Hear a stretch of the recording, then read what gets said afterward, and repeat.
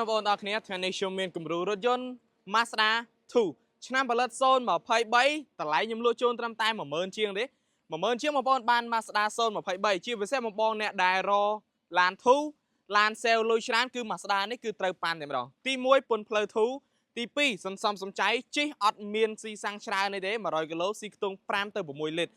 ប្រហាក់ប្រហែលអាប្រុសលើអាប្រុសតិចតួចទេហើយសម្រាប់រូបរាងគេវិញគឺតូចច្រឡឹងមើលមក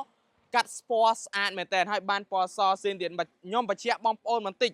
ឡាននេះគឺម្ចាស់ដើមទិញខ្លាញ់គោបាទម្ចាស់ដើមទិញខ្លាញ់គោបងប្អូនដែលយកទៅគឺម្ចាស់ទី2គឺបន្តពីម្ចាស់ដើមខ្លាញ់គោហើយឡានថ្មីឡានស្អាតទឹកថ្នាំគឺនៅសៀនមកជុំតែម្ដងឡាននេះម្ចាស់ដើមគាត់លេងតិចតួចមែនតើគាត់លេងតែយ៉ានមួយជាមួយនឹងមញ៉េ Android ទេក្រៅពីហ្នឹងគឺនៅសំណុំសៀនទាំងអស់តែបងប្អូនមើលបាន DNA របស់ Mazda គឺប៉ាណាគេសណាញ់បែបហ្នឹងរៀងមកគឺកាចមែនតើបាទស្ពណ៌ឡាយជាមួយនឹង Chrome Inox ទៀតអូកបសេរីណាស់ហើយយើងមើលរូបរាងផិនភាសំបីតែសញ្ញោតាមត្រឡោកកញ្ចក់ក៏មានហើយខាងក្នុងគឺជាប្រភេទក្នុងខ្មៅចេញមកគឺកបសេរីហ្មងមញ៉េ Android មញ៉េធំលេងឲ្យស្រាប់អូយបាទស្ដេះសុំខ្មាស់ហើយឡានមួយគ្រឿងនេះតម្លៃធូរតម្លៃទុនទេបងប្អូនបាទស្រឡាញ់ចង់បានអាចចែកចៅបានមួយគ្រឿងនេះនៅក្នុងស្តុកជាក់ស្ដែងទេបងប្អូនដែលចង់បានអាចឆាតមកកាន់ខ្ញុំបានលេខ Telegram នៅខាង